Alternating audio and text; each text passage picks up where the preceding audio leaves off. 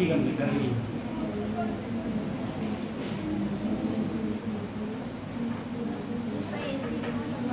हाँ AC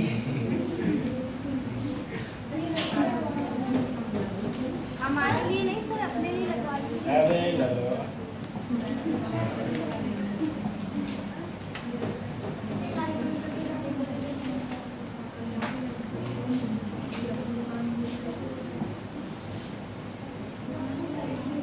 sir मैंने सुना यहाँ की क्लासेस सिखाई जा रही है यहाँ से। फिर कहाँ लगनी जाएंगी? अभी ये तो ऐसा नहीं होगा।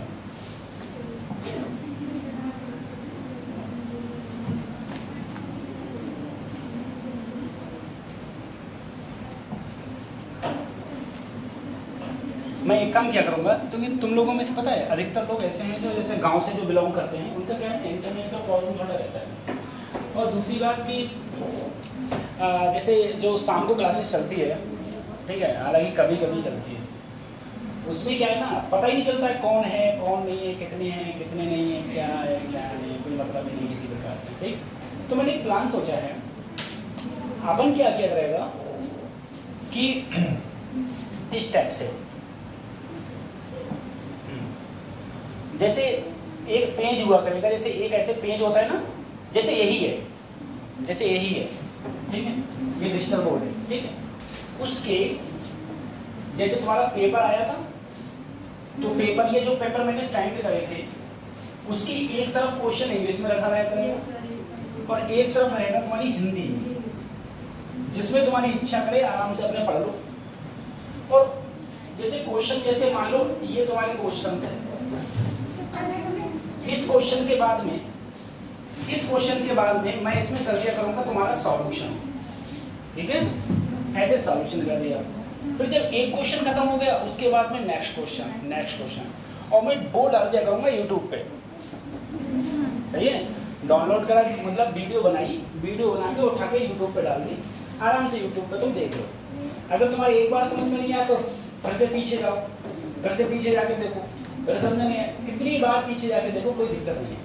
और ये सारी चीज़ें मैं करूँगा चैप्टर वाइज, चैप्टर वाइज, जैसे NLM कर रहे हैं तो NLM कर रहे हैं, WPE कर रहे हैं तो WPE कर रहे हैं, ठीक है, सर्कल कर रहे हैं तो सर्कल, रोटेशन, ऐसे चैप्टर वाइज चैप्टर वीडियोस रहा करेंगे।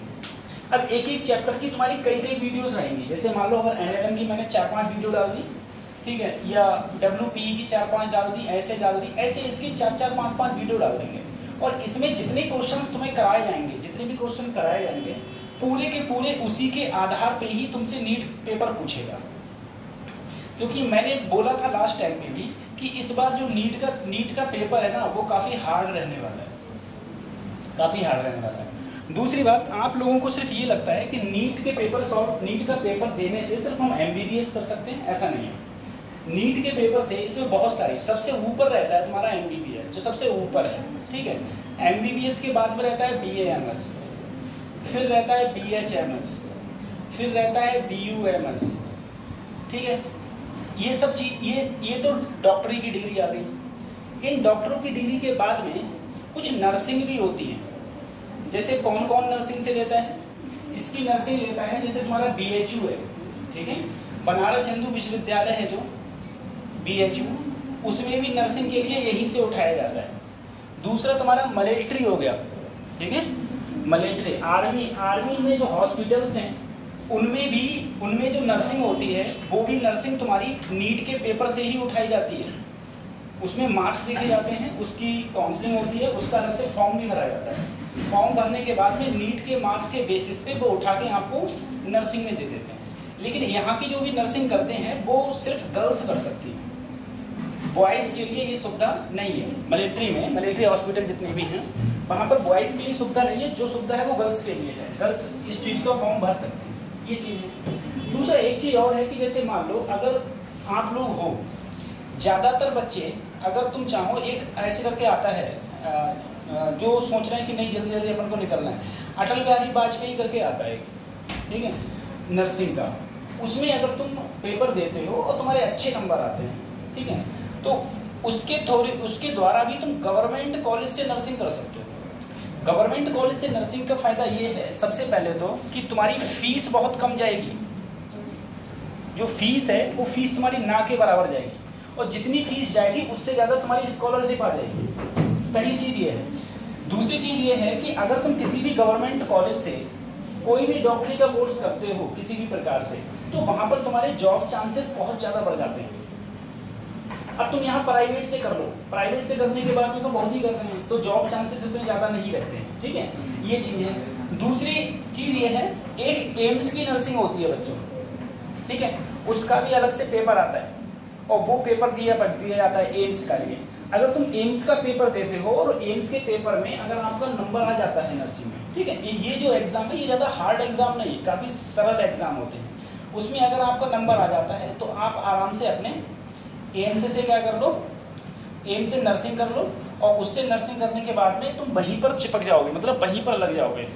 नर्सिंग करो, उसके बाद में एम्स में ही कहीं ना कहीं लग जाओगे। दूसरी चीज़ एक है, जैसे मान लो एक तुम्हारे यहाँ पर कॉलेज है, यहाँ पीवीटी में नर्सिंग कौन कराता है? कौन सा? SS hospital.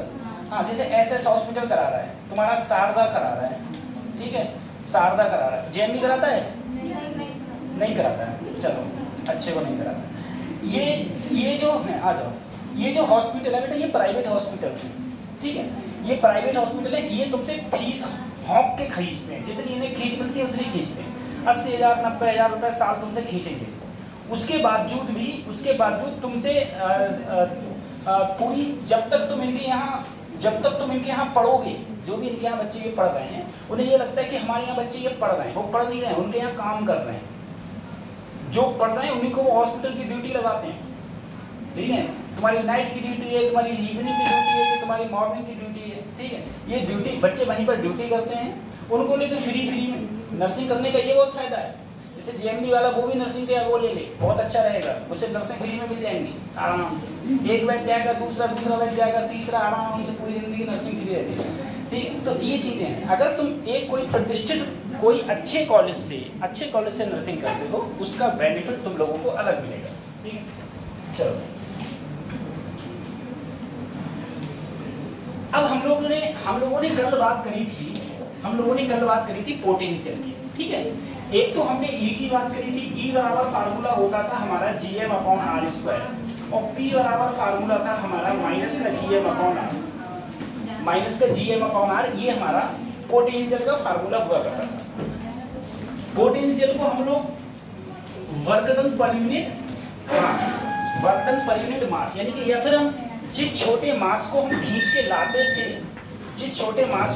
के लाते थे, पोटेंशियल का फार्मूला हो जाता था वो work done per unit mass. अब देखो, कल जो मैंने आपको पढ़ाया था, कल मैंने एक कहा था सॉलिड स्फीयर है बच्चों, क्या कहा था? सॉलिड स्फीयर के बाहर ए बिंदु पर इसका मास अगर m है, तो पोटेंशियल का फार्मूला क्या था? माइनस का Gm/, और सरफेस पर पोटेंशियल का फार्मूला क्या था? माइनस का Gm/R। अगर मैं अंदर देखता था, अंदर r' डिस्टेंस पर पोटेंशियल का फार्मूला होता था माइनस का Gm/R⁴ 1.5 r², 0.5 r², ठीक है। ये मेरी पोटेंशियल का फार्मूला था, ये सॉलिड स्फीयर के लिए था। अगर यही सॉलिड स्फीयर ना होके हॉलो स्फीयर होता, तो ए बिंदु पर तो हॉलो स्फीयर के लिए यही फार्मूला था, बी बिंदु पर यही था, लेकिन अंदर हर जगह पोटेंशियल का फार्मूला जीरो नहीं, ये हो जाता। मैंने तुमसे कहा पोटेंशियल सिर्फ जीरो कहाँ होता है? पोटेंशियल सिर्फ और सिर्फ जीरो इन्फिनिटी या फिर अनंत पर होता है, अंत कहीं नहीं होता, ठीक है, ये बताया था। तो हॉलो स्फीयर के लिए अंदर पोटेंशियल का फार्मूला हर जगह पर ये हो जाता, चाहे सेंटर होता चाहे कुछ। इसका मैंने ग्राफ बना दिया था क्या? हाँ, इसका ग्राफ नहीं बनाया था ना, ठीक है। देखो पोटेंशियल यूनिफॉर्म, देखो ये था हमारा। देखो बच्चों, कल मैंने जो कहा था, अगर इसका मास m है, अगर इसकी त्रिज्या r है, यहां से स्मॉल r दूरी पर कोई a बिंदु है, इसकी सरफेस पर कोई b बिंदु है, अंदर कोई c बिंदु है, तो मैंने कहा था a बिंदु पर पोटेंशियल होगा माइनस का gm/r, b बिंदु पर पोटेंशियल होगा और c बिंदु पर वही पोटेंशियल होगा जो इसकी सरफेस पर है, जो इसकी कहां है, सरफेस पर, वही पोटेंशियल होगा। अब सर जी इसका ग्राफ बना दो एक बार। देखो इधर B और इधर R, B और R। अब तुम मुझे बताओ सर, अगर मैं अंदर हूंगा, अंदर सेंटर पर, तो सेंटर पर पोटेंशियल यही तो होगा। मैंने कल कहा था अंदर हर जगह पोटेंशियल क्या होगा, सेम, अंदर हर जगह पोटेंशियल सेम होगा। तो इसके अगर मैं सेंटर पर होगा तो पोटेंशियल यही होगा, अगर मैं इसके हल्का सा बाहर जाऊंगा तब भी पोटेंशियल यही होगा। अगर मैं सर जी जब तक सरफेस पर नहीं आ जाता तब तक पोटेंशियल यही रहेगा, यानी कि पहले पोटेंशियल सेम रहेगा। और कब तक सेम रहेगा, जब तक मैं कहां नहीं पहुंच जाता, इसकी सरफेस पर, ठीक है। और उसके बाद जैसे जैसे सरफेस से बाहर जाऊंगा वैसे ही क्या ये वाला फार्मूला लगेगा, ठीक है। इसमें देखो पोटेंशियल इनवर्सली प्रोपोर्शनल है, तो इनवर्सली प्रोपोर्शनल का जो ग्राफ बनेगा वो कुछ ऐसे बनेगा, ठीक है। ये तो ये फार्मूला है कोई thin spherical shell. Thin spherical shell का मतलब क्या हो गया, खोखला गोला। क्या हो गया, खोखला गोला, ठीक है, खोखला गोला हो गया, ठीक है। इसका ये वाला चित्र उतार लो, ये मतलब जो मैंने ग्राफ बनाया। इसमें नेगेटिव क्यों है ना, ये तुम लोगों को पता है नेगेटिव क्यों है सर? हाँ, क्योंकि यहाँ पर वैल्यू क्या है सर, यहाँ वैल्यू नेगेटिव है, इसलिए कहाँ आया है, ये नीचे आया है। अगर पॉजिटिव होती तो वैल्यू कहाँ आता, तो ऊपर आता, तो ये ऊपर आता, ठीक है। सही, इसको उतार लो फिर अगले बनाए इसमें।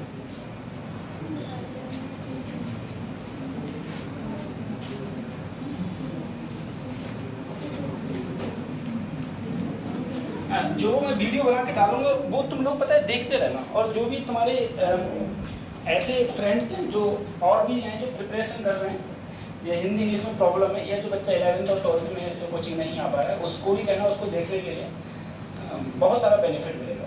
हमारे टाइम में तो ये सुविधा प्रेजेंट थी नहीं, ठीक है। जब मैंने 10th 12th किया था उस समय ये सब सुविधा प्रेजेंट नहीं थी, होती तो कुछ और ही बात होती, अच्छा लगता है, अच्छा रहता है। उतार लिया, ये उतार लिया होगा, सही। अब देखो सर एक क्वेश्चन, बेटा एक थिन स्फेरिकल सेल है, सोचो एक थिन स्फेरिकल सेल है, एक और इसके ऊपर थिन स्फेरिकल सेल है, ठीक है। दोनों कंसेंट्रिक है, कंसेंट्रिक मतलब जिनका सेंटर क्या है, सेम है। अगर मैंने कहा इसकी दूरी R1, इसकी दूरी R2, R1 R2, मैंने कहा यहां से R दूरी पर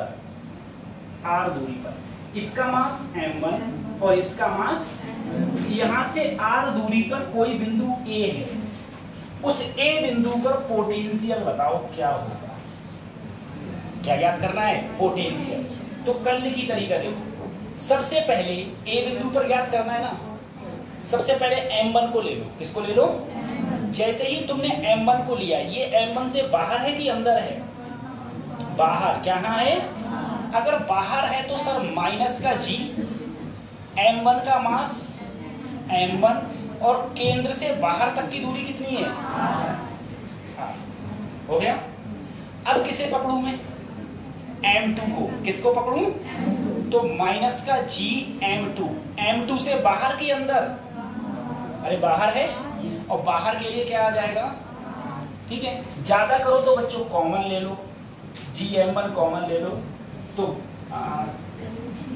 सॉरी g अपॉन m1 नहीं, g अपॉन r कॉमन ले लो, तो m1 प्लस, ठीक। एक चीज चलो यहाँ तो निकाल दिया, सही, कोई दिक्कत नहीं। मुझे बताओ कोई ये बिंदु है यहाँ पर, और ये डिस्टेंस है बच्चों R3, ये बिंदु है B। अब B बिंदु पर पोटेंशियल बताओ कितना होगा, बी बिंदु पर पोटेंशियल क्या होगा, ठीक है, सही है। अब बी बिंदु पर पोटेंशियल देखो कैसे होगा। सबसे पहले तुम M1 को पकड़ो, M1 के बाहर की अंदर, अरे M1 के कहाँ हूं मैं, जैसे ही मैंने तो आप बोले सर M1 के आप बाहर हो, M1 के बाहर तो माइनस का GM1 और केंद्र से यहां तक की दूरी कितनी है, तो अपॉन R प्लस प्लस ले लिया। अब किस पे लूं, M2 के अंदर की बाहर, अंदर।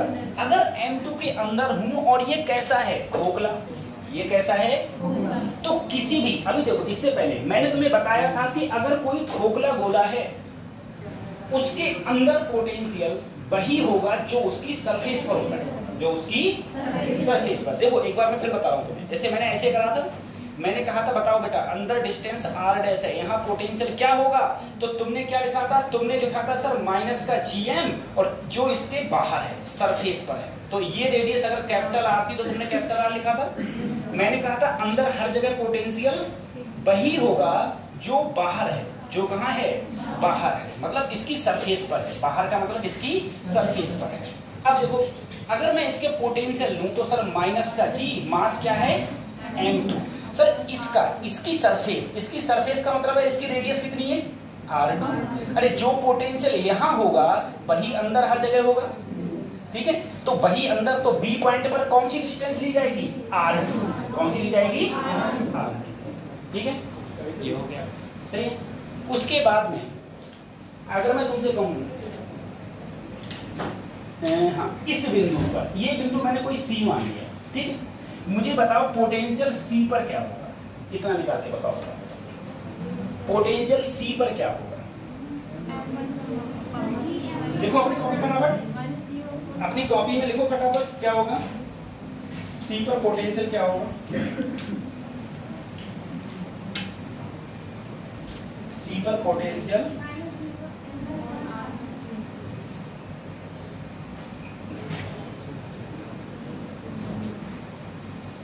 ठीक है।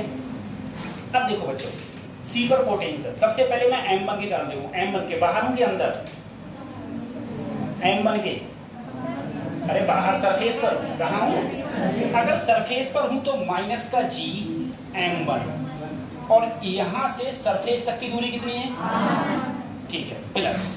अब मैं देखूं M2 के कारण, किसके कारण, अब बताओ M2 के अंदर की बाहर, अंदर हूं, अरे सर M2 तो मेरा ये है, इसके मैं यहां पर कहां हूं, अंदर, अगर अंदर हूं तो पोटेंशियल अंदर क्या होगा, जो उसकी सरफेस पर होगा, तो यहां से सरफेस तक की दूरी कितनी है, ये हो गया R2 हो गया, ठीक है। अब मैंने कोई यहां से ये डिस्टेंस ले ली R4 और ये बिंदु क्या मान लिया D, मुझे बताओ पोटेंशियल D बिंदु पर क्या होगा, पोटेंशियल D बिंदु पर क्या होगा,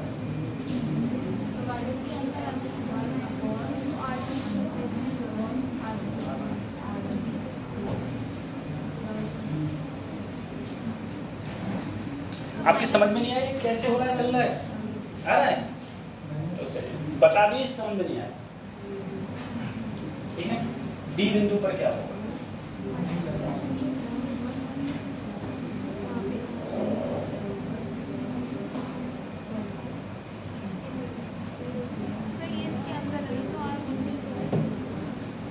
देखो सबसे पहले सर D बिंदु M1 के कहाँ है, अंदर, तो अंदर है तो पोटेंशियल क्या होगा, जो उसकी सरफेस पर होगा। अब सर इसकी सरफेस पर देखूंगा तो इसकी सरफेस की रेडियस कितनी है, तो माइनस का GM1 upon plus. Sir M2 के भी मैं कहाँ हूँ, अगर मैं अंदर हूँ तो M2 के कारण पोटेंशियल वही तो होगा जो इसकी सरफेस पर होगा, और इसकी सरफेस की रेडियस कितनी है सर, तो माइनस का GM2 अपॉन, बस हो गया, ठीक है, ये हो गया।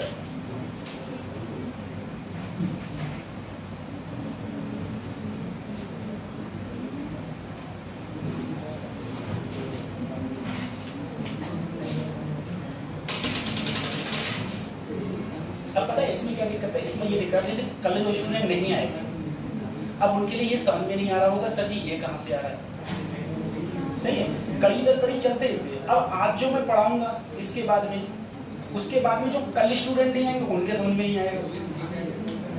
तो मेरे कहने का मतलब ये है, ये ऐसा है कि ये ना एक्चुअली बायोलॉजी से ये बहुत अलग है। बायोलॉजी में क्या होता है कि चैप्टर वाइज चैप्टर चल रहे हो, उसमें भी कुछ सारांश रहता होगा, मुझे पता नहीं, मैंने सिर्फ हाई स्कूल तक बायोलॉजी पढ़ी है बस। उसके बाद में मुझे बायोलॉजी की खाली स्पेलिंग याद है, उसमें कुछ याद नहीं। हाँ, लेकिन ये है कि अगर आप क्लास को मिस करते हो तो इसमें लॉस भी आपका ही है। मैंने कहा मैंने 10 महीने IIT के लिए कोचिंग करी थी और 10 महीने मेरा सिंगल डेज की छुट्टी हुई थी। सिंगल डेज छोड़ो, single days and single class, कोई भी मैंने कभी छुट्टी नहीं मारी।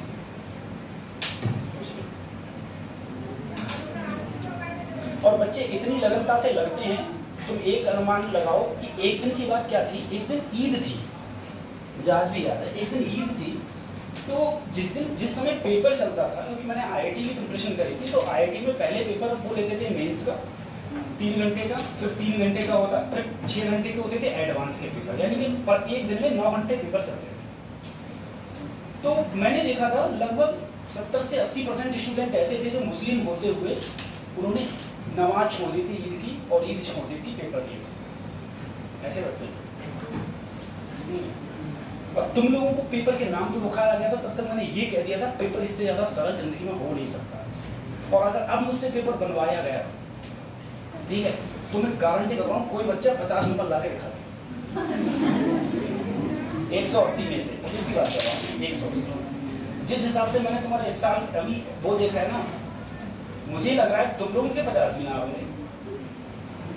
इतनी तगड़ी मेहनत कर रहे हैं आप लोग। नहीं देखो, झूठे में बच्चे को जिलाने से कोई फायदा नहीं है। अब मैं अपने झूठे में जलाऊँ, नहीं अरे तुम तो बहुत मेहनत कर रहे हो, बहुत पढ़ने में तेज, तुम कुछ नहीं हो हकीकत में, सही, इसलिए मेहनत कर लो चुपचाप। हो गया ये? और पता है आप लोगों में गलती कहाँ है?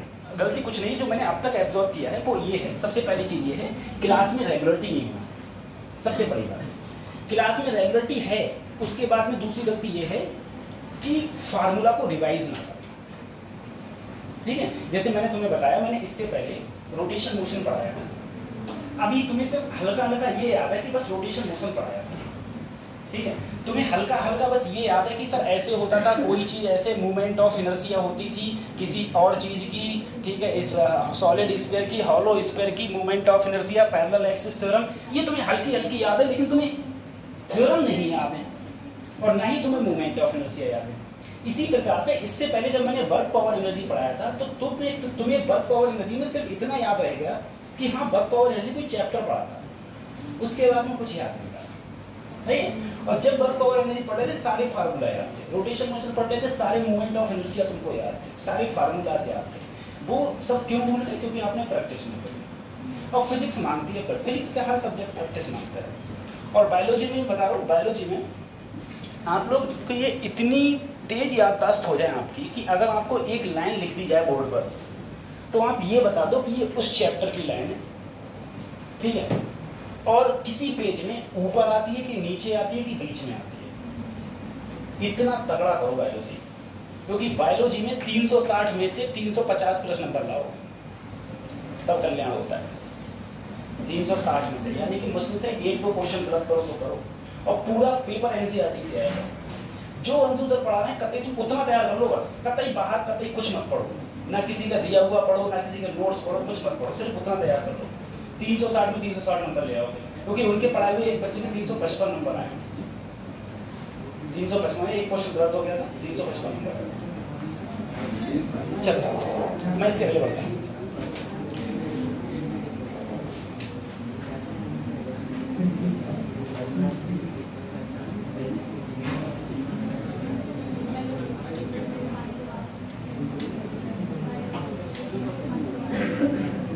ठीक है बच्चों, M1 बस एक भी कराऊंगा, M2, M3, M4। मैंने तुमसे पूछा R1, R2, R3 और R4, ठीक है, कहाँ पूछ लूं बताओ। यहां से ये डिस्टेंस है R, ये ए बिंदु पर पोटेंशियल क्या होगा, बस एक ये बता दो बस। यहाँ पर पोटेंशियल क्या होगा, क्या हो गया आपके क्लास में, चश्मे में क्या हो गया, उतारो ना, करो क्वेश्चन, साफ नहीं हो रहे हैं क्या, कैसे होगा भाई, ए बिंदु पर पोटेंशियल क्या, जल्दी से एक एक करके पकड़ो, M1 को, फिर M2 को, फिर M3 को, फिर M4 को, एक एक करके पकड़ो और बस करते चले जाओ, जोड़ते चले जाओ सब, एक एक करके पकड़ो बस कर।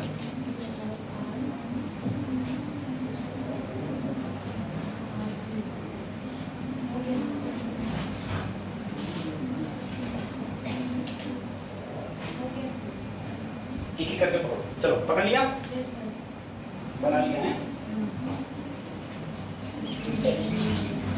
देखो अगर मैं सबसे पहले सर M1 को पकड़ा, M1 की क्या है ये, बाहर, M1 की कहाँ है, बाहर, तो माइनस का G M1, और यहाँ से बाहर तक की दूरी कितनी है, M2 के कहाँ है ये,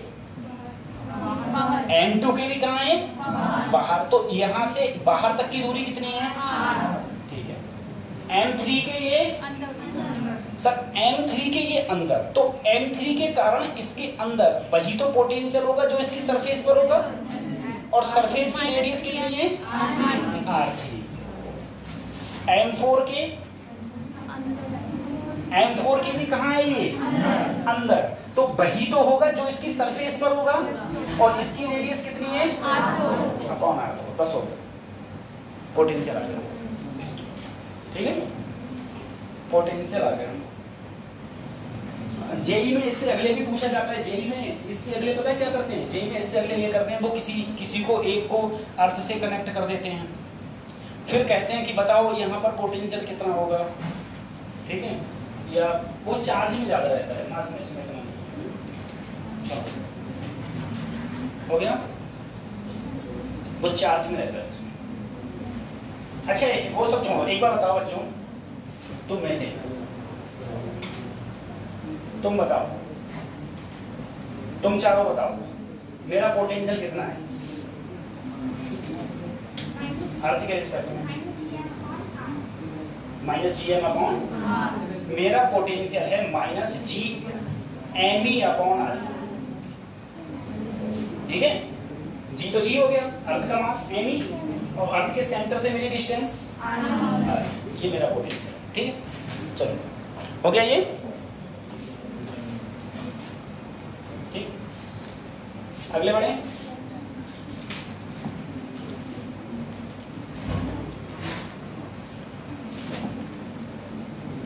अब देखो बच्चों, जैसे मैंने कल तुम लोगों को रिंग दिखाई थी, रिंग दिखाई थी, ऐसी फिर से रिंग है, और रिंग का मास क्या है, m, इसकी रेडियस r, यहां से डिस्टेंस स्मॉल r, और यहाँ क्या निकालना है, पोटेंशियल, क्या बताने हैं। तो कल मैंने तुम्हें बताया था कि सर जी जो डिस्टेंस ये होगी वही डिस्टेंस, और वही डिस्टेंस यहाँ से सेमी तो डिस्टेंस होगी, कल करके बताया था रिंग में, ठीक है। तो यहाँ पर जो पोटेंशियल का फार्मूला है वो तुम्हें खाली याद रखना है, माइनस का GM upon √R² plus small r², यही तो होगा। अच्छा ये फार्मूला हो जाता है। अगर सर मैं इसके देखो यहाँ से सेंटर से r डिस्टेंस पर पोटेंशियल ये हो जाता है। अगर मैं तुमसे कहूँ इसके सेंटर पर पोटेंशियल क्या होगा, इसके सेंटर पर, तो इसके सेंटर के लिए बेटा देखो यहाँ से जब मैं सेंटर पर जाऊंगा तो r की वैल्यू क्या हो जाएगी, 0। r की वैल्यू अगर देखो मैं इसमें स्मॉल r की वैल्यू 0 करूंगा तो पोटेंशियल सिर्फ बचेगा माइनस का GM √R² प्लस 0, ठीक है। तो 0 तो 0 रहेगा और R² का अंडर रूट क्या हो जाएगा, माइनस का GM अपॉन R, माइनस का GM अपॉन R। तो ये पोटेंशियल है। मैंने कहा पोटेंशियल 0 सिर्फ और सिर्फ इंफिनिटी पर होगा, बाकी कहीं भी पोटेंशियल 0। और मैंने कहा था पोटेंशियल हमेशा और हमेशा किसका होगा, माइनस का। ध्यान रखना पोटेंशियल हमेशा और हमेशा होगा माइनस का, पोटेंशियल हमेशा और हमेशा माइनस का होता है। ठीक है, पोटेंशियल हमेशा और हमेशा माइनस करेगा, ठीक है। तो इसका ग्राफ बना लेना, इधर होगा पोटेंशियल और इधर डिस्टेंस r, ऐसे चलेगा, ऐसे चले जाएगा। यहाँ सेंटर पर होगा gm/r, ये इसका ग्राफ, ये इसका ग्राफ माइनस का gm/r, ये इसका ग्राफ इस टाइप से ऐसे हो जाएगा, ठीक है। तो किसी भी रिंग के कारण पोटेंशियल का formula -gm/√r² plus small r square, r distance पर, सेंटर से r डिस्टेंस पर। और अगर मैं सेंटर पर जाऊंगा तो r की वैल्यू क्या हो जाएगी, 0। r की वैल्यू 0 हो जाएगी तो b = -gm/√r² प्लस यहाँ पर ये 0 हो जाएगा, ठीक है। ये तो ये 10-12 फार्मूला थे, आपको यहाँ तक ये फार्मूला क्या करना है, रिमेंबर करना है, बार बार याद करोगे, 2 बार लिखते देखोगे अपने आप याद हो जाएंगे, ठीक है। अच्छा, कोई मुझे बताएगा कि सर जी यहाँ पर E का फार्मूला क्या होता था, ग्रेविटेशनल फील्ड इंटेंसिटी का, इसके लिए ये तो मेरा पोटेंशियल का है, ग्रेविटेशनल फील्ड इंटेंसिटी का फार्मूला क्या होता था, जल्दी बोलो, मैं भूल रहा हूँ। फिर अगले ये होता था, यही तो होता था, ये किसका था, ग्रेविटेशनल फील्ड इंटेंसिटी का, ये ग्रेविटेशनल फील्ड इंटेंसिटी का फार्मूला होता था, और ये क्या होता है, पोटेंशियल का। अब मुझे बताओ, ग्रेविटेशनल फील्ड इंटेंसिटी r के किस मान पर अधिकतम होती थी, r के किस मान पर, मैंने कहा यही तो इंपॉर्टेंट है जो तुम्हें याद करना है। r के किस मान पर ग्रेविटेशनल फील्ड इंटेंसिटी मैक्सिमम होती थी, r/√2 दूरी पर, सेंटर से r/√2 दूरी पर ग्रेविटेशनल फील्ड इंटेंसिटी क्या होती थी, मैक्सिमम। ये मैं तुमको कल बताया था, ये सारी चीजें क्या बताया था, मैं कल बताया था तुमने, सर ये सारी चीजें कल बताया था। ये पोटेंशियल का होता है, सही है, सही। अच्छा, पोटेंशियल मैक्सिमम कहाँ होता है, सेंटर पर, कहाँ है, सेंटर पर पोटेंशियल मैक्सिमम है, जो इतना है, माइनस का gm/r, ठीक है।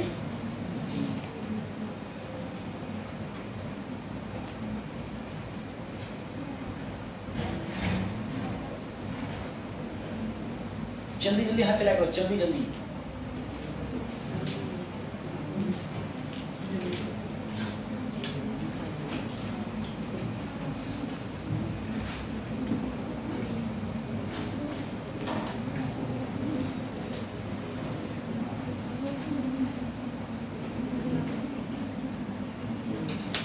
ठीक है, और मेहनत से पढ़ रहे हो, ऐसा कि ऐसी बातें करते हैं आप।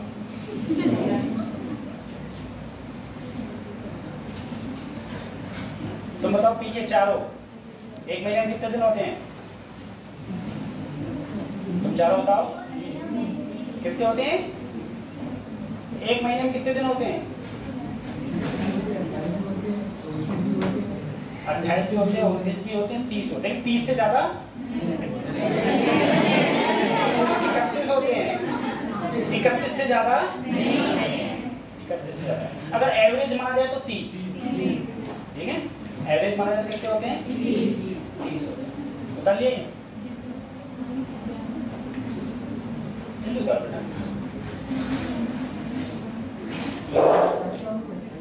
चलो देखो, एक महीने में दिन कितने होते हैं बेटा, एवरेज दिन होते हैं 30, लेकिन एक महीने में दिन 30 नहीं होते, एक महीने में दिन 25 भी होते हैं, एक महीने में दिन 40 भी होते हैं। हाँ, सही बात है, ठीक है। महीने में दिन कितने होते हैं ये डिपेंड करता है आपके ऊपर। लोग कहते हैं कि एक दिन 24 घंटे का होता है, एक दिन 24 घंटे का नहीं होता है, एक दिन कितने घंटे का होता है ये आप पे डिपेंड करता है, सही। मैं बताया मैंने देखो, जैसे मान लो मैं तुमको बता रहा हूँ बात, इसको जरा तुम सोचना, गंभीरता से सोचना। जैसे मान लो एक महीने में दिन मान लो 30 हुए, ठीक है। मैंने कहा जब आदमी सो जाता है ना, सोने के बाद आदमी मरे समान हो जाता है। सोने के बाद उसे कुछ नहीं पता, कोई मतलब नहीं है किसी दुनियादारी कहाँ चल रही है क्या, बस उसकी उम्र बढ़ रही है, बस खाना खा के ठूस के इतना सो गया आराम से, कोई मतलब नहीं है। ठीक, तो मान लो एक बंदा है, वो एक दिन में वो 6 घंटे सो रहा है, यानी कि 24 घंटे में कितने घंटे सो रहा है? 6 घंटे सो रहा है। वहीं एक बंदा है वो 10 घंटे सो रहा है। अभी ठंडे आने तो तुम 12-12, 14-14 घंटे सोओगे, ठीक है, एक 10 घंटे सो रहा है। अब तुम मुझे बताओ, ये बंदा सोने का मतलब क्या है? मरे समान, कोई मतलब नहीं, कोई ज्ञान नहीं, ना तुम दुनिया जी रहे हो, कोई मतलब नहीं। तो देखा जाए तो 24 घंटे के लिए, 24 घंटे में ये जो बंदा है ये इससे 4 घंटे ज़्यादा जी रहा है। 4 घंटे ज़्यादा, भाई इसने तो सो के वेस्ट कर दिए। और ऐसा नहीं कि तुम 6 घंटे सोओगे तो तुम तंदुरुस्त फील नहीं करोगे, तुम्हारी कमजोरी आ जाएगी, नहीं, ये सब कुछ नहीं। 6 घंटे सोओगे तो और अच्छा लगेगा तुमको, ठीक है। अब तुम सोचो, एक दिन में ये 4 घंटे ज़्यादा जिया। एक दिन में कितने घंटे ज़्यादा जिया? 4 घंटे। तो 30 दिन में कितने घंटे ज़्यादा जिया? 120 घंटा ये ज़्यादा जिया इससे, सही है। एक दिन में घंटे होते हैं 24 में से तुम 10 खत्म कर दो तो कितने बचे? 14 घंटे बचे, ठीक है। यानी कि अगर तुम 14 को इससे भाग दोगे, 14 छंग 14 सत्ते 14 अट्ठे 112, 14 अट्ठे मान लो 14 अट्ठे। तो इसका मतलब ये है कि अगर इसके लिए एक महीना 30 दिन का हुआ तो इस बंदे के लिए वही महीना कितने दिन का हो गया? 38 दिन का हो गया। तो ये तुम लोगों पे डिपेंड करेगा कि तुम्हारा महीना कितने घंटे का है और तुम्हारा दिन कितने घंटे का है। मेरी बात समझ रहे हो?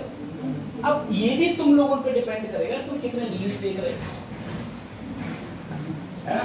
अब ये नहीं कि सर सो तो हम 3 ही घंटे रहे हैं, लेकिन हमारे घर के पड़ोस में वाईफाई लगा हुआ है तो हम उसका पूरा फायदा उठा रहे हैं, ठीक है। तो वो चीज़ तो सब आप पे डिपेंड करेगी। तो ये चीज़ है। तो मेरे कहने का मतलब है 6 घंटे से ज़्यादा तो किसी कीमत पे सोना मत, इससे ज़्यादा किसी कीमत पे मत सोना 6 घंटे से ज़्यादा, बल्कि नींद 5 घंटे की हो जाए तो और अच्छी बात है, ठीक है। लोग कहते हैं कि 6 घंटे की नींद होनी चाहिए। कितने घंटे की नींद होनी चाहिए? 6 घंटे की नींद होनी चाहिए। लेकिन अगर अभी तुम लोगों में बच्चापन है, स्टूडेंट लाइफ है, तो स्टूडेंट लाइफ में 6 घंटे की नहीं, अगर स्टूडेंट लाइफ में 5 घंटे की भी नींद है तो बहुत होती है। चलो देखो बच्चों, अगला है relation between gravitational field and potential. तुम्हें पता है सर ग्रेविटेशनल फील्ड को तुम लोग किससे प्रदर्शित करते हो? नहीं, ई से। ग्रेविटेशनल फील्ड को ई से और पोटेंशियल को ग्रेविटेशनल बी से, ठीक है। इससे हम लोग प्रदर्शित करते हैं। एक रिलेशन होता है, वो होता है ई बराबर माइनस का dv अपॉन डी, ई बराबर माइनस का dv अपॉन डी। अगर सर मैं ई की r से गुणा करूं तो e इंटू आर, इधर क्या बचेगा? Minus D. तो यहां से अगर मैं dv क्यों करूं तो माइनस की इधर गुणा करूं तो ये हो जाएगा माइनस का e into D, E into D, ठीक है। ये रिलेशन और ये रिलेशन। अब तुम एक चीज समझो, अगर मैंने कहा मान लो कि हमारा जो ई है ना सर, ई, वो ई तुम्हें इस प्रकार से दिया हुआ है, ई एक्स आई, ई वाई जे, ई जेड के, ठीक है। ई को 3 कंपोनेंट में काटा है, एक्स कंपोनेंट, वाई कंपोनेंट और जेड कंपोनेंट। इसी प्रकार से डी आर जो दिया हुआ है वो D X I D Y J plus D Z के ऐसे दिया हुआ है। अगर मैं ये वैल्यू यहां रखूं तो dv इक्वल टू माइनस बाहर, e की जगह रखा मैंने ई एक्स आई ई वाई जे ई जेड के, और उधर रखा मैंने dxi dyj plus dz k, ठीक है, dz k। एक बात याद रखो बेटा, i की गुणा हमेशा i के साथ होगी, j की गुणा हमेशा k की गुणा k के साथ। तो सर माइनस को ऐसे ही रहने दो, e की गुणा x के साथ करो तो ये आ जाएगा ex dx, और i क्या बन जाता है, 1, i क्या बन जाता है 1, ठीक है बेटा। माइनस तो पहले ही से था। उसके बाद में देखो ey की गुणा किससे करो, ey गुणा dy माइनस ez गुणा dz, क्योंकि देखो k की k से गुणा होगी, यहाँ dz और यहाँ ez, ठीक है। ये अगर तुम इस d को खत्म करोगे तो सब में क्या लगा दो, इंटीग्रेशन, सब में लगा दो इंटीग्रेशन, ऐसे भी फार्मूला हो जाएगा, ठीक है, ऐसे भी हो जाएगा, ठीक, ऐसे हो जाएगा। तो ये एक फार्मूला dv बराबर minus E dot D R, दूसरे तरीके से ये, और एक है E बराबर माइनस का dv अपॉन डी आर। ये रिलेशन होता है ग्रेविटेशनल फील्ड और पोटेंशियल के बीच में, ग्रेविटेशनल फील्ड और पोटेंशियल के बीच में रिलेशन होता है E बराबर माइनस का dv अपॉन डी आर, ठीक है। इसमें हम लोगों को डिफरेंशिएशन करना पड़ेगा, अवकलन करना पड़ेगा, वो आपने इतना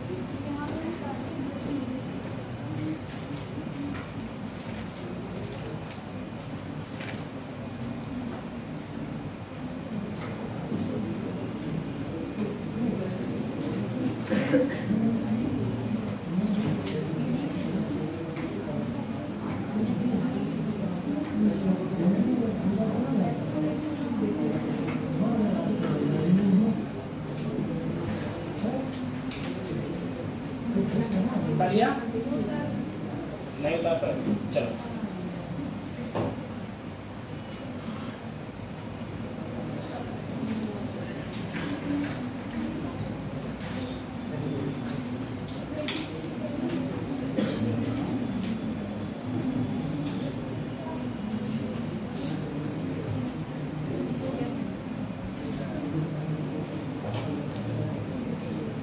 ठीक है, उतार लिया ना।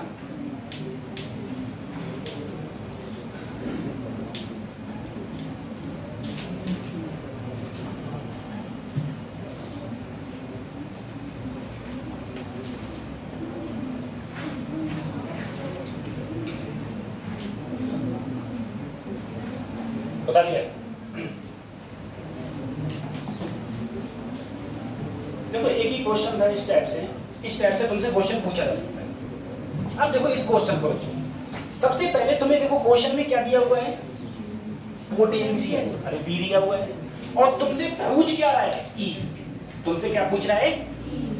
अब तुम लोग जानते हो सर ई बराबर तो माइनस का DV over D R, DV over, और डी आर का मतलब होता है D X I D Y J plus D Z, ये होता है सर, यही तो होता है, ये मतलब होता है। अब मैंने करा यहाँ पर क्या दिया हुआ है, यहाँ पर क्या दिया हुआ है एक्स वाई तो दिया है। अगर यहाँ एक्स वाई दिया है तो सबसे पहले मैं डीवी ओवर क्या करूं, dx, सबसे पहले dv ओवर dx। अगर मैं देखो, अगर मैं इसका x के रिस्पेक्ट में डिफरेंशिएशन करूंगा, तुम्हें पता है x के रिस्पेक्ट में कर रहा हूं तो यहाँ पर x है और x पर घात कितनी है 1। 1 कहाँ आएगी आगे, तो 1 आगे आएगी तो और एक घात कम हो जाएगी तो 1 माइनस, और 22 से कोई मतलब नहीं है क्यों मैं किसके रिस्पेक्ट में कर रहा हूँ x के। तो बेटा किसी की घात ऊपर क्या हो गई 0, अगर किसी की घात ऊपर 0 हो जाती है उसका मतलब इसकी वैल्यू क्या हो गई 1, क्या हो गई 1। तो सिर्फ यहाँ क्या बचा y², क्या बचा। अब मैं किसके रिस्पेक्ट में करूं dv ओवर dy, देखो सर अगर मैं y के रिस्पेक्ट में करूंगा तो मुझे x से कोई मतलब नहीं है, मैं किसके रिस्पेक्ट में कर रहा हूं y के, तो x ऐसे ही y पर घात कितनी है 2 आएगा अगले, और यहाँ एक घात कम कर दो तो एक घात कम करोगे तो 2 माइनस 1, तो यहाँ पर देखो 2x और यहाँ पर सिर्फ y की एक ही घात तो बचेगी। ये क्या आया मेरा dv ओवर, सर इसमें dv ओवर dz कर दें क्या, देखो वैसे तो करना नहीं चाहिए लेकिन फिर मैं बता दे रहा हूँ। dv ओवर dz करोगे तो मैं किसके रिस्पेक्ट में करूंगा z के रिस्पेक्ट में। क्या इसमें कहीं z दिख रहा है तुम्हें, अगर z नहीं है तो उसका क्या हो जाएगा 0 हो जाएगा, ठीक है। तो चाहो करो चाहे मत करो एक ही बात है। अगर मैं यहाँ पर देखो अब मैं क्या करूं सर जी, अब मैं क्या करूं देखो dv ओवर dr है, अगर मैं e को लिखूं तो माइनस ऐसे ही माइनस, सबसे पहले ऐसे लिख दो dv over dxi plus dv over dyj plus dv over dz, देखो माइनस ऐसे dv ओवर dx कितना है y² और यहाँ क्या है i, dv over dy 2xy और यहाँ कितना j, और ये तो 0 हो गया, ये क्या हो गया। अब यहाँ पर देखो किस पॉइंट पर पूछा है 2, तो ये होता है बिंदु x और ये हो जाएगा, तो x की जगह सबसे पहले 2 रखो, तो x की जगह अगर 2 रखोगे और y की जगह क्या रखोगे 1, तो देखो यहाँ y है तो 1 का स्क्वायर क्या हो जाएगा 1, आई बचा खाली। x की जगह रखा 2 तो देखो 2 दूनी 4, 4 की 1 से गुणा फिर से 4, ठीक है। तो ये मेरे पास क्या आया, ये मेरे पास आया e जो मुझसे क्वेश्चन में पूछ रहा है, जो मुझसे क्वेश्चन में पूछ रहा है, ये मेरे पास आया e।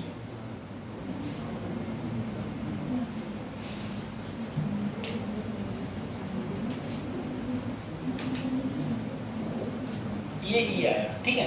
देखो सर ये क्वेश्चन तो बहुत बड़ा लग रहा है, अगर इस क्वेश्चन को हम लोग अटेम्प्ट करेंगे तो हमें 1 मिनट से ज़्यादा समय लगेगा, ठीक है।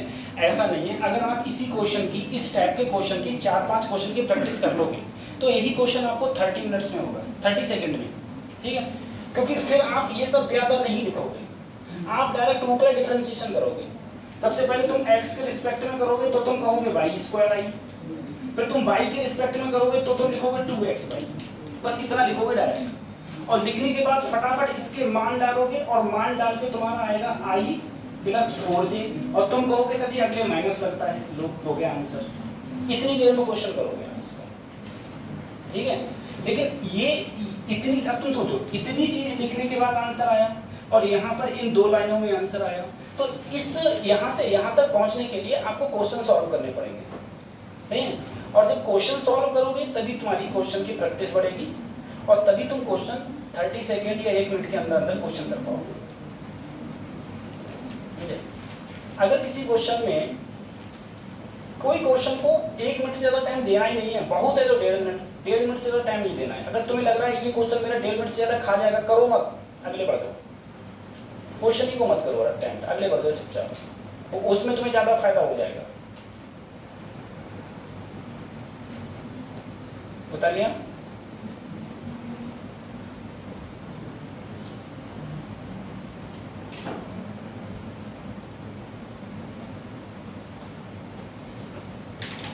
हो गया ना? बता लिया?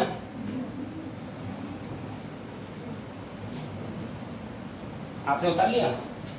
आपने उतार लिया तो सबने उतार लिया। चलो आगे बढ़ते हैं।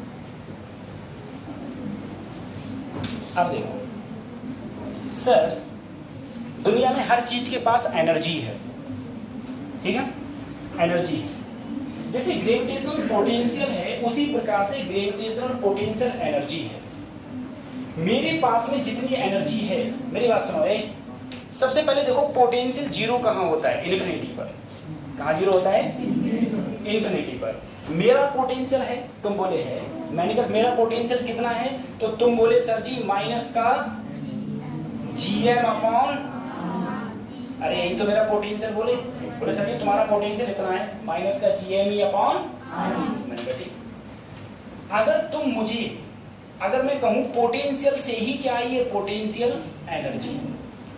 मेरी जितनी पोटेंशियल एनर्जी है, अगर तुम मुझे उतनी एनर्जी दे दो तो मैं धरती छोड़ के अनंत पहुंच जाऊंगा।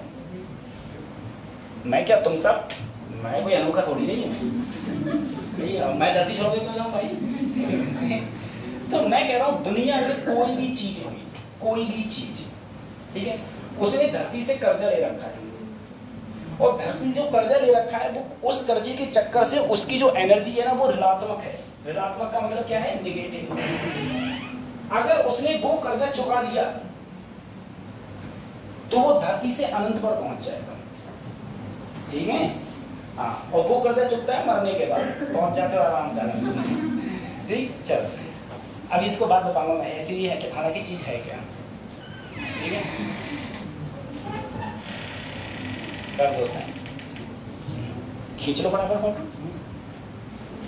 देखो gravitational potential energy, gravitational potential energy of a body at point defined as the amount of work done in bringing the given body from infinity to that point against gravitational force.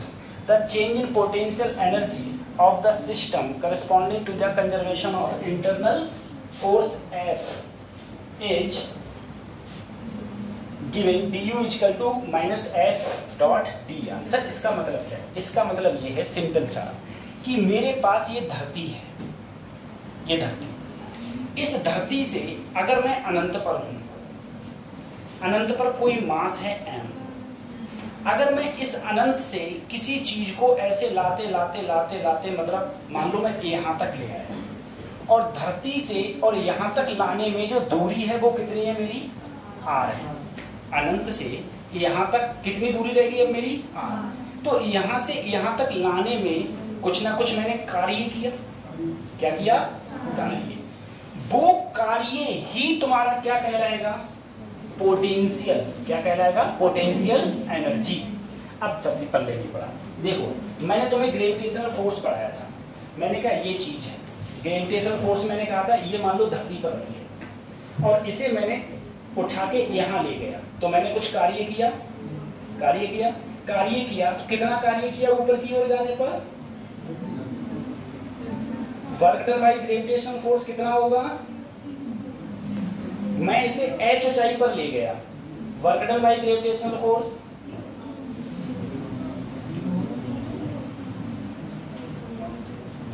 मैं इसे यहां से h ऊंचाई पर ले गया, work done by gravitational force.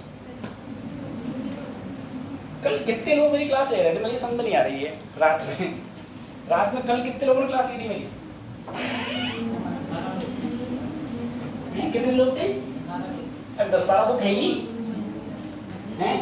और उन 10-12 को मैंने ये नहीं बताया था कि अगर कोई भी मास ऊपर जाएगा h ऊंचाई पर, तो h ऊंचाई पर जाएगा तो फोर्स लगेगा नीचे, और ये ऊपर जाएगा, कोण कितना बनाएगा? 180। तो वर्क डन का फार्मूला हो जाएगा माइनस का mgh। और वही कोई भी चीज अगर ऊपर से नीचे आएगी तो नीचे ही फोर्स लग रहा है और नीचे ही आ रही है, तो दोनों के बीच में कोण कितना हो गया? 0। तो वर्क डन क्या हो जाएगा? mgh। ठीक है। अब बताओ मैं इसको नीचे से ऊपर ले जा रहा हूँ तो माइनस mgh, माइनस। लेकिन अगर पोटेंशियल एनर्जी कहा जाए, क्या कहा जाए? Potential energy. तो मैंने तुम्हें इससे पहले भी बताया है बच्चों कि पोटेंशियल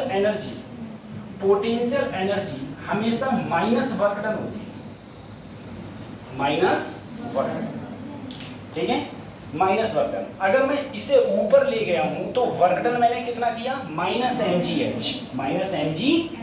तो पोटेंशियल एनर्जी यहां पर कितनी हो गई? mgh। माइनस खत्म कर दो, mgh। कितनी हो गई? अगर मैं यहां से इसे h ऊंचाई नीचे ले आया तो मैंने वर्क डन कितना किया? mgh। तो पोटेंशियल एनर्जी क्या हो गई? Minus mgh। ठीक है, तो वही इसने कहा कि मेरे पास में कोई धरती है या कोई मास है, कोई मेरे पास में एक मास था जो मास इन्फिनिटी पर था, इन्फिनिटी से मैं किसी पर्टिकुलर डिस्टेंस तक ले आया और उस पर्टिकुलर डिस्टेंस तक लाने में जो मैंने कार्य किया, कार्य कितना किया? W। और बेटा कार्य का फार्मूला क्या लगता है? F dot dr। सही है। इसमें कार्य का फार्मूला ये क्यों नहीं लगा? F डॉट d या F डॉट s, ये क्यों नहीं लगा?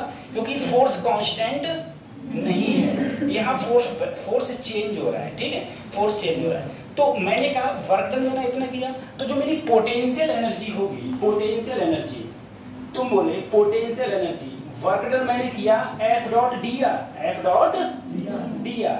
तो पोटेंशियल एनर्जी अगले क्या लगा दो? माइनस। अगले क्या लगा दो? क्योंकि तुम ही तो बोले सर पोटेंशियल एनर्जी हमेशा वर्क डन की क्या होती है? माइनस, हमेशा माइनस होती है। ठीक है, ये अच्छा सर जी, पोटेंशियल एनर्जी हमेशा वर्क डन की माइनस होती है। ठीक है, अब मुझे एक बात जरा बताना, ठीक है, इसे कुछ लिखना नहीं था खाली मैंने बता दिया। अब एक जरा चीज सोचो, इसी में एक बात सोचना,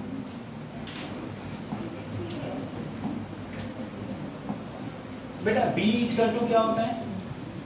W अपॉन, बोलो, स्मॉल m। अरे जिस मास को मैं लाया हूं, जिस मास को मैं इंफिनिटी से खींच के लाया हूं अपॉन वो मास, तो वर्क डन क्या हो जाएगा? बोलो, work done B into m, B into m। तो इसी प्रकार से अगर मैं पोटेंशियल एनर्जी देखूं, पोटेंशियल एनर्जी वो तुम्हारी क्या होती है? Minus potential energy. अरे पोटेंशियल में तुम m से क्या कर दो? गुणा कर दो। क्या कर दो? गुणा। तो तुम्हारी क्या आ जाएगी? तो तुम्हारी वर्क डन या फिर तुम्हारे पास क्या मिलेगा?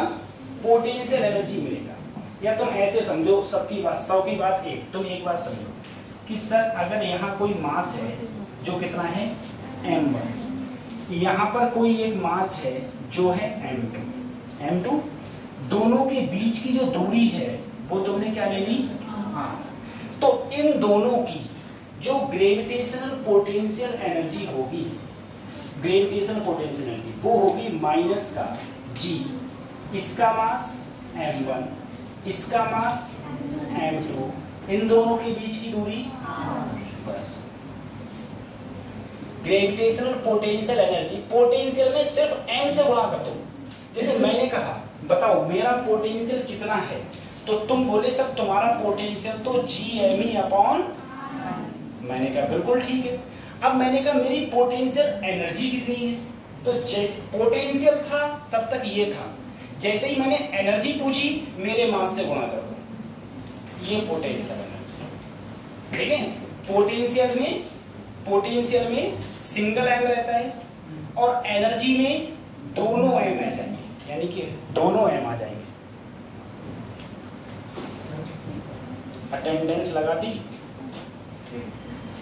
ठीक है, एनर्जी में दोनों आ जाएंगे, m1 भी और तुम्हारा m2 भी, दोनों मास आ जाएंगे, दोनों मास। तो सीधे बस तुम्हें खाली इतना याद रखना है, पोटेंशियल एनर्जी का formula minus g m1 m2 upon r, बस छुट्टी। पोटेंशियल एनर्जी का formula minus g m1 m2 upon r।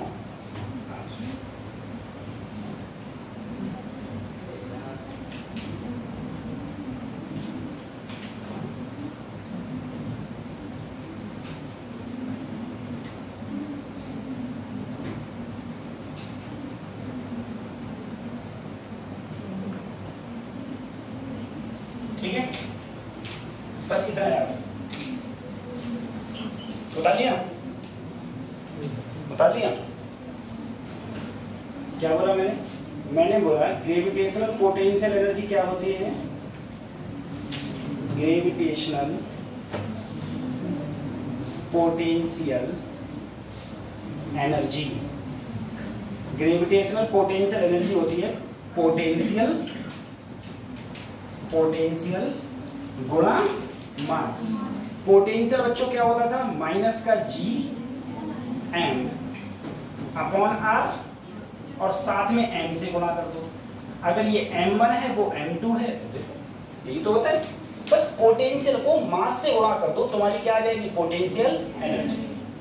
सही है, पोटेंशियल एनर्जी, वो पोटेंशियल एनर्जी, ये मेरी पोटेंशियल एनर्जी है। अब देखो मैंने धरती से कितना कर्जा लिया है, मैंने धरती से कर्जा लिया है माइनस का जी, जितनी मेरी पोटेंशियल एनर्जी है, माइनस का जी, अर्थ का मास एम, मेरा मास एम अपॉन क्या हो गया, असर नारी है। अब ऊपर से मैं धरती का खा रहा हूँ, धरती का खा रहा हूँ, मेरा वजन बढ़ गया है। अब जैसे जैसे मेरा वजन बढ़ेगा वैसे वैसे कर्जा भी, अरे बोलो, पहले मान लो -5 है, फिर -7 हो गया, तो कर्जा बढ़ गया नहीं बढ़ गया, ठीक है। और एक दिन मर जाएंगे, फिर कंडाकारी कर जाएंगे। कंडाकारी करने जानते हो, लाल होते हैं, हमारे यहाँ काले होते हैं, तुम्हारे यहाँ लाल होते हैं।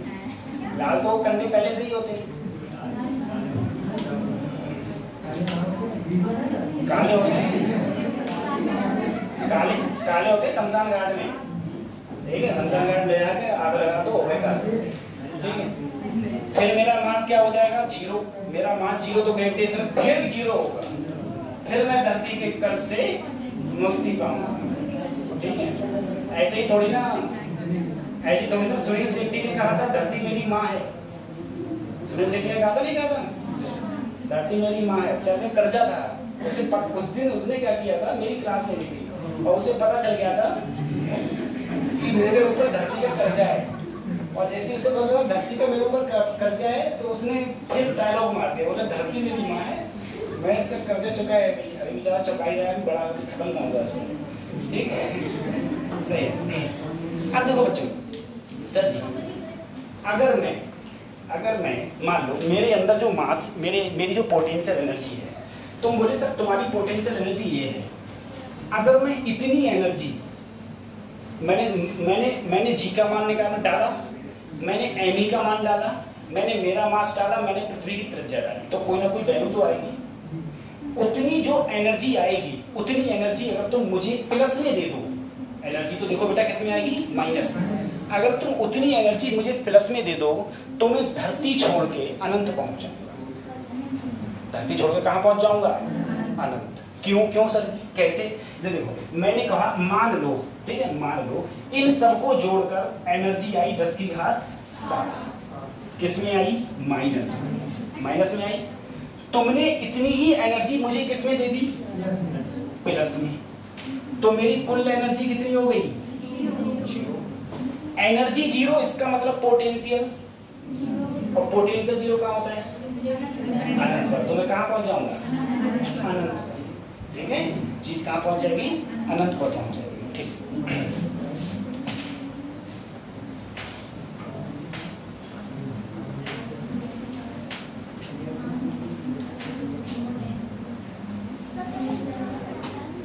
कौन सा करना है, वही तो लिखा था बेटा, ये वही लिखा था, ठीक।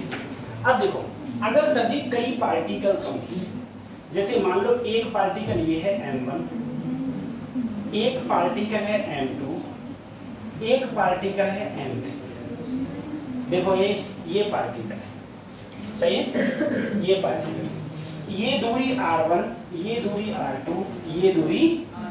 अब मैं इस सिस्टम की, ये जो सिस्टम है ना पूरा, अरे 3 मास से बना सिस्टम है ये, अगर इस 3 मास से बना सिस्टम की मैं पोटेंशियल एनर्जी पूछूं कितनी होगी, तो ज्यादा कुछ मत करो, जोड़े बनाओ। क्या बनाओ, जोड़े। सबसे पहले जोड़े बनाओ।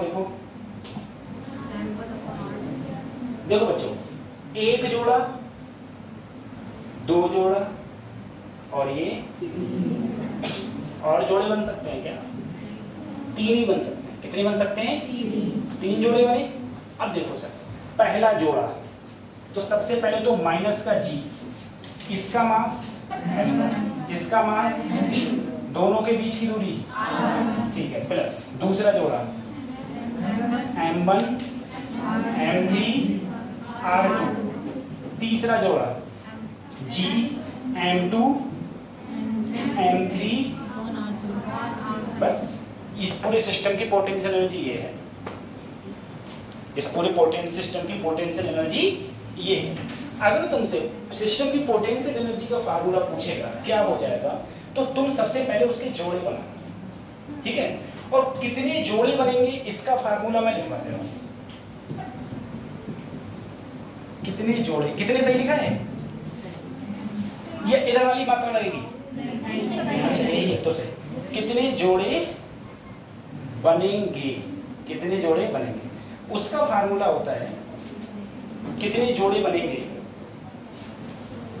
n(-1/2), n(-1/2), जहां n क्या होते हैं? Number of mass. यहां पर मास कितने हैं बच्चों? 3। कितने हैं? देखो 1 2 3 है, तो तुम लिखो 3 और यहां पर लिखो 3 - 1 बटे कितना आंसर आएगा?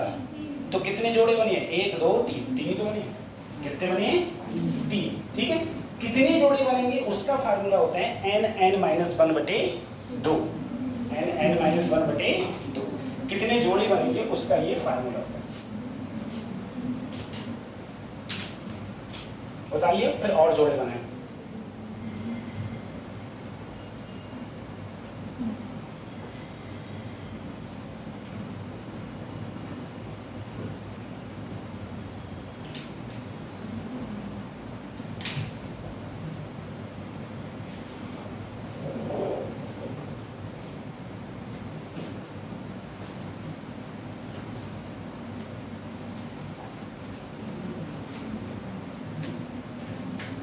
कल मौसम अच्छा था, आज फिर से धूप इतनी तेज है, इतनी धूप है कि थोड़ी देर बाहर रह लो तो पता चले कलवा बन जाए।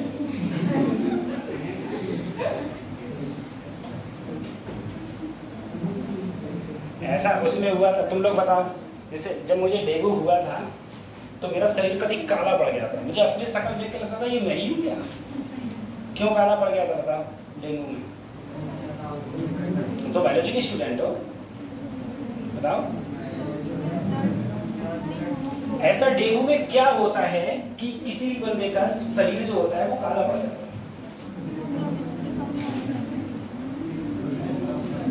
अरे तुमने वो नहीं सुनी है, वो लाल लाल वो क्या होती है? आर्मी सेल्स, आर्मी सेल्स। प्लेटलेट्स, प्लेटलेट्स कम होती हैं। प्लेटलेट्स क्या होती हैं? तो उससे वो भी कम होती हैं, और जब वो कम होती है तो शरीर अपने आप से क्या पड़ जाएगा तुम्हारा? काला पड़ जाएगा। ऐसे कुछ होता है, बता लिया ये? ठीक, अब देखो बेटा,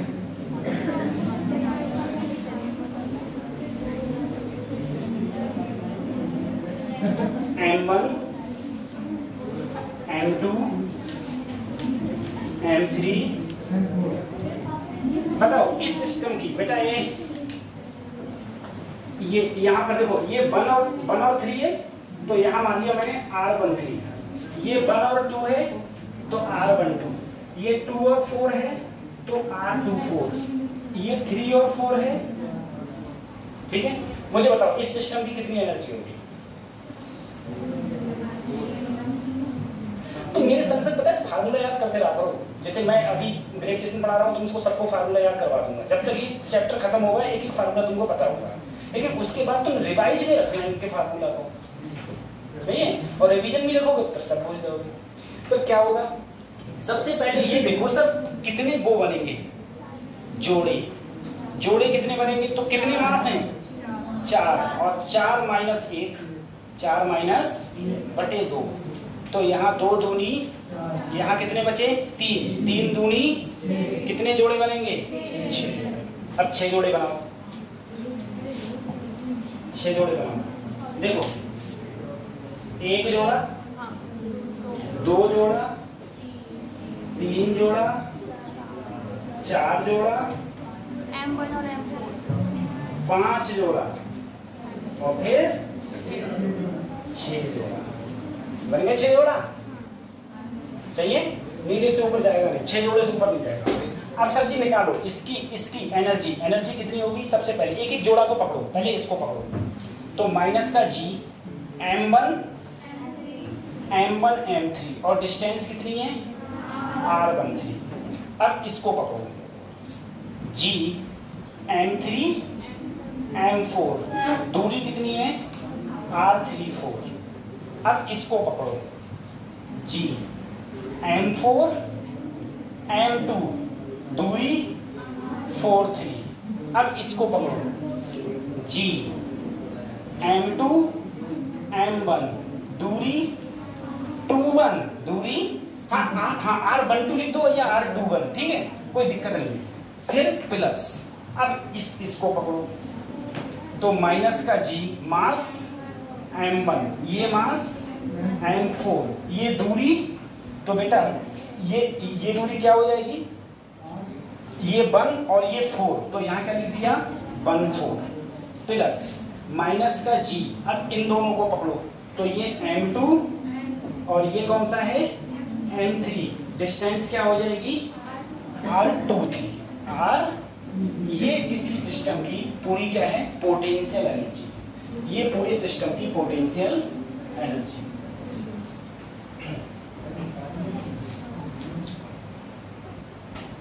ये पूरी सिस्टम की पोटेंशियल एनर्जी।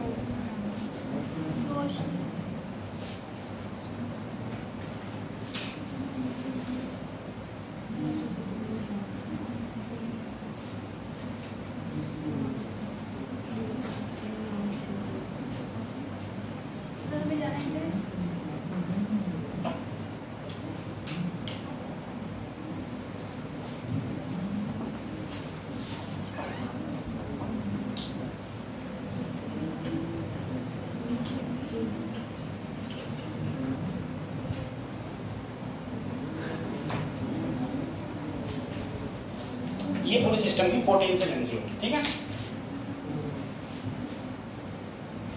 पूरी सिस्टम की क्या हो गई पोटेंशियल।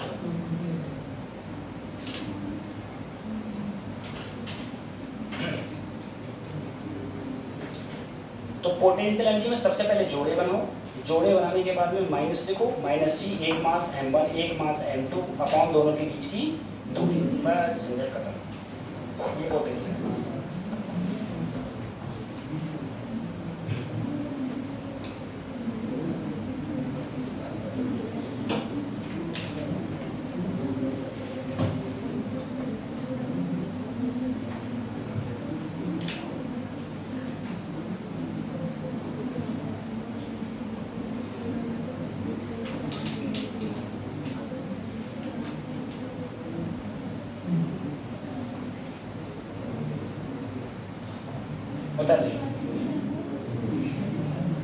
उतार लिया, मास भूल गए।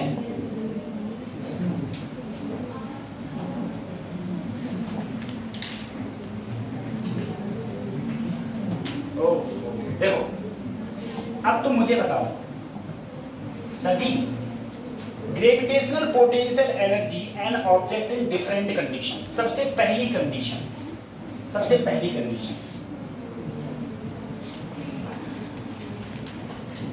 सर जी, मैंने कहा बेटा ये पृथ्वी है, ठीक है, ये पृथ्वी है, ये क्या है पृथ्वी है, ये पृथ्वी है, ठीक है, ये पृथ्वी है। तुम बताओ बच्चा, पृथ्वी का मास कितना होता है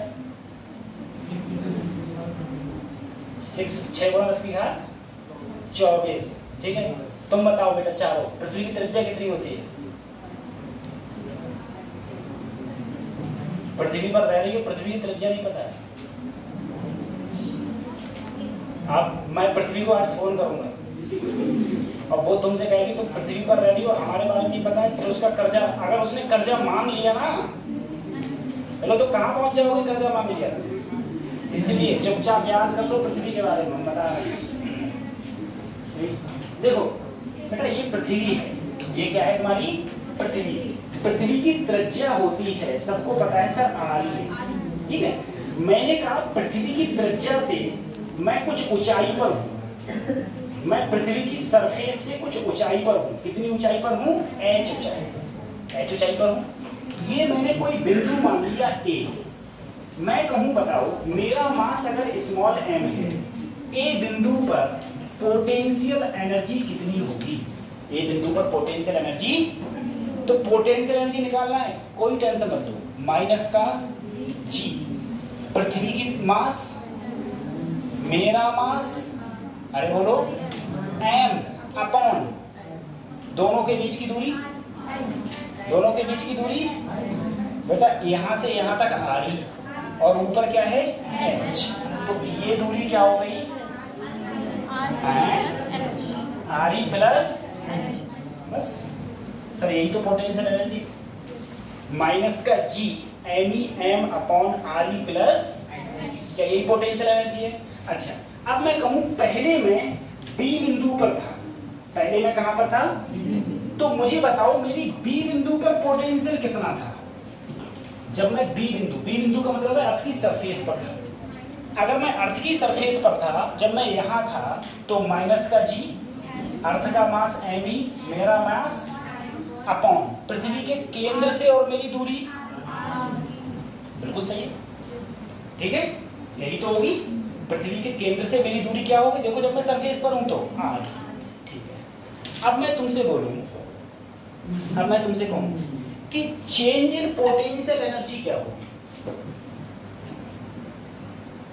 चेंज इन पोटेंशियल एनर्जी, तो चेंज इन पोटेंशियल का मतलब है फाइनल माइनस इनिशियल। पहले मैं कहां था बी बिंदु पर, पहले मैं सरफेस पर था अर्थ की, अब मैं अर्थ की सरफेस से कहां पहुंच गया ऊपर। अगर ऊपर पहुंच गया तो देखो पहले जब मैं बी बिंदु पर था, पहले मैं बी बिंदु पर था तो मेरा पोटेंशियल एनर्जी थी G M E M upon R E, फिर मैं कहां पहुंच गया, फिर मैं कहां पहुंच, एक मिनट पहले फाइनल है ना, पहले क्या है फाइनल, तो फाइनल में कहां पर पहुंच गया हूं बी बिंदु पर, तो यहां हो जाएगा आर ई प्लस एच, और जब मैं इनिशियल था तो G M E M upon R. अब देखो बेटा, देखो ये क्या है फाइनल, ये क्या है इनिशियल, पहले मैं कहां था सरफेस पर, तो ये सरफेस पर आ गया, बाद में मैं कहां पहुंच गया एच ऊंचाई पर, तो ये एच ऊंचाई पर। सर माइनस माइनस क्या हो जाएगा प्लस, अगर जैसे ही माइनस माइनस प्लस हुआ, माइनस माइनस प्लस हुआ, इन दोनों में मैंने कुछ कॉमन ले लिया, एक तो जी कॉमन लिया, एक एम ई कॉमन लिया, एक एम कॉमन लिया, बस यही तो कॉमन रहेगा, बस जी एम ई एम ये कॉमन आया, तो यहाँ बचा बेटा माइनस का 1/r E plus minus minus, और यहाँ क्या बचा ये बचा। अब सर जी अगले अगले क्या G M E upon M E M, इन दोनों में गुणा कर दी, गुणा कर दी तो आर ई, और यहाँ गुणा करी तो आर ई प्लस, सर यही तो हो जाएगा, दोनों की क्या कर दी गुणा। अब कर दो त्रिची गुणा, आर ई की -1 से तो minus are E plus H की इससे आर ई प्लस, देखो ये माइनस का और ये कट गया, अगर ये कट गया तो क्या आया G M E M, G M E ऊपर क्या है एच। देखो बच्चों यहाँ आर ई है ही, और ये आर ई को अगर मैं बाहर लाऊंगा तो आर ई क्या हो जाएगा आर ई स्क्वायर, और यहाँ बचेगा 1, और यहाँ आर ई है नहीं तो एच अपॉन आर ई, ठीक है। उसके बाद देखो, और उसके बाद कहाँ लिखूं मैं, सर पे बिठा दूं, ठीक है।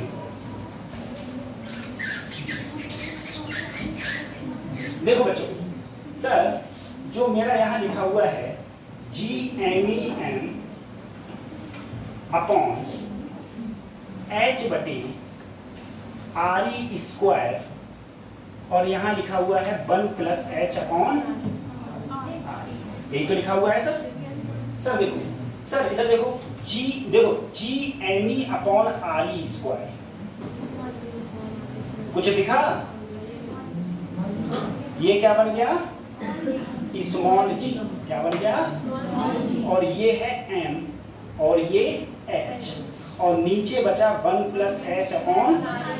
तो sir change in potential energy का फार्मूला होता है, एम पहले लिख लो, एम जी एच बटे 1 प्लस एच अपॉन, ये फार्मूला जो तुम्हें याद करना है कि अगर मैं एच हाइट ऊपर जाऊंगा तो चेंज इन पोटेंशियल एनर्जी क्या होगी, mgh बटे 1 प्लस एच अपॉन आर। बस ये याद करना। अगर मैं एच हाइट ऊपर जाऊंगा अर्थ की सरफेस से तो मेरी चेंज इन पोटेंशियल एनर्जी का फार्मूला होगा mgh बटे 1 प्लस एच अपॉन आर।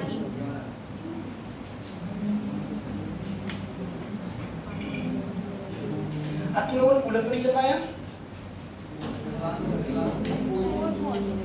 कह दिया करो कौन से इसका बिल जा रहा है, बिल थोड़ा जा रहा है इसका, शोर होता है शोर। मैं इसका बारे में मैं तो उसके लिए बोल रहा हूँ।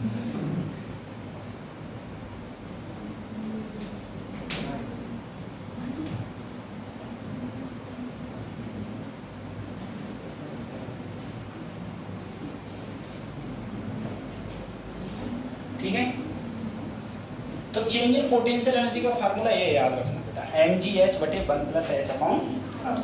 ठीक है, अब देखो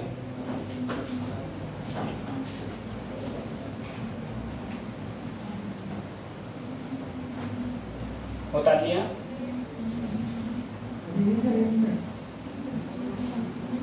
बता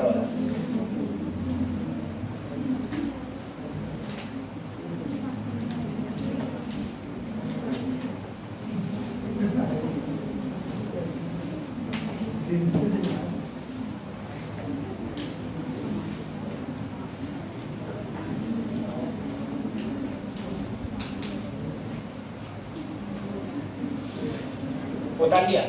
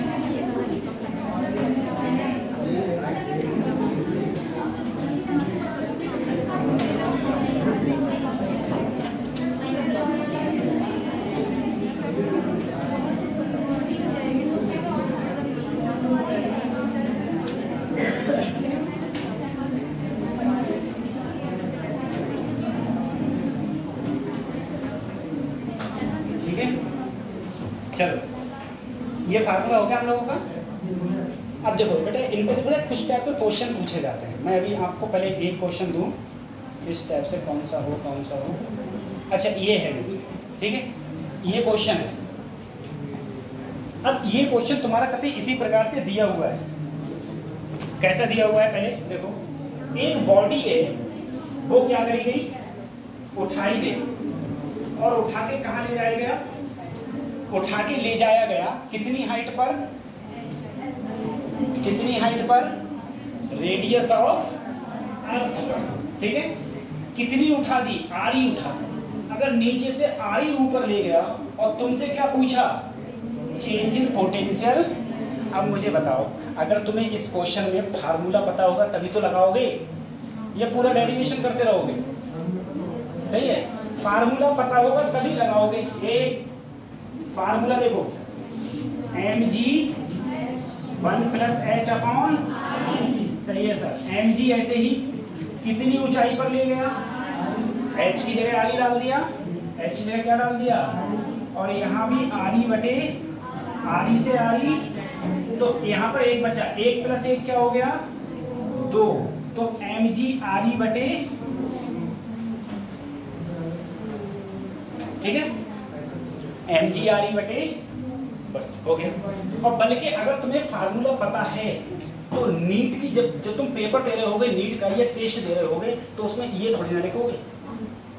अरे जब तुम्हें फार्मूला याद है तो फार्मूला क्यों लिखोगे, तुम डायरेक्ट क्या करोगे, mg, h की जगह तुरंत तुम्हारे दिमाग में RE, और यहाँ पर h की जगह तुरंत तुम्हारे दिमाग में, और तुरंत तुम काटोगे, काटने के बाद अब तुम ये नहीं लिखोगे, काटने के बाद अब तुम ऐसे करोगे, समझे, ठीक है। तो कितने में हो गया, बस एक लाइन लिखी और छट्टे के आ गया तुम्हारा आंसर, ठीक है। और ऐसा तुम्हारा तभी हो सकता है जब तुम्हारे लिए फार्मूला पता होंगे। अगर फार्मूला पता नहीं होंगे तो तुम, अगर फार्मूला नहीं पता है तो तुम क्वेश्चन को किसी भी कंडीशन में सॉल्व ही नहीं कर सकते, क्वेश्चन को बता ही नहीं सकते।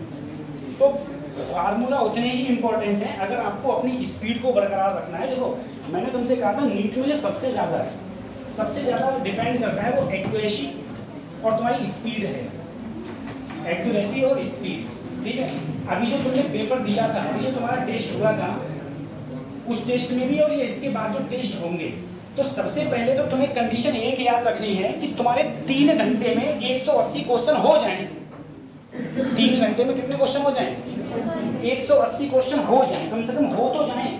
अब पता चली तुम 3 घंटे में तुमसे फिजिक्स ही हो पा रही है, तो अगले क्या करोगे। तो उस सब के लिए आपको स्पीड को बरकरार रखना पड़ेगा, स्पीड को बहुत तेजी से ले जाना पड़ेगा। और स्पीड तुम्हारी तेजी से तभी जाएगी जब तुम सारे के सारे क्या याद करोगे, फार्मूला याद करोगे, सारे के सारे तुम फार्मूला याद करोगे, ठीक है।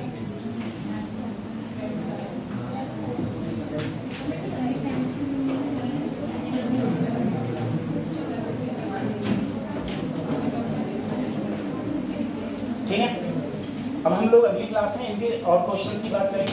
कल क्लास है हमारी ना, हाँ इस हफ्ते की कल लास्ट क्लास है। आज बुध है ये बृहस्पति, आज बृहस्पति है, कल शुक्र है, ठीक है, कल लास्ट क्लास।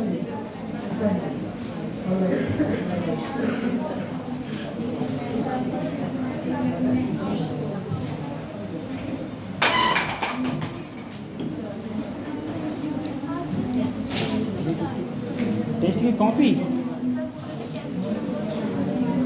टेस्ट के नंबर बताए जाएंगे, रुको मैं भी बता रहा हूँ टेस्ट।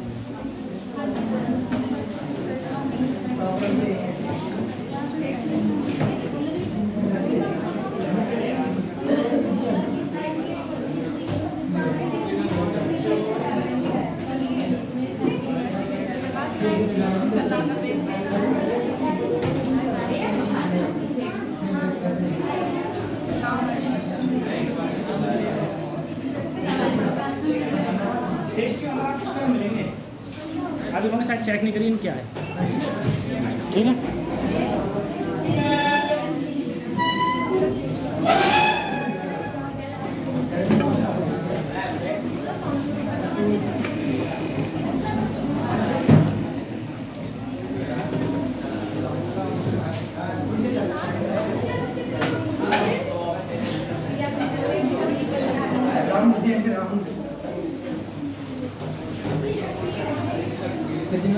नमस्ते।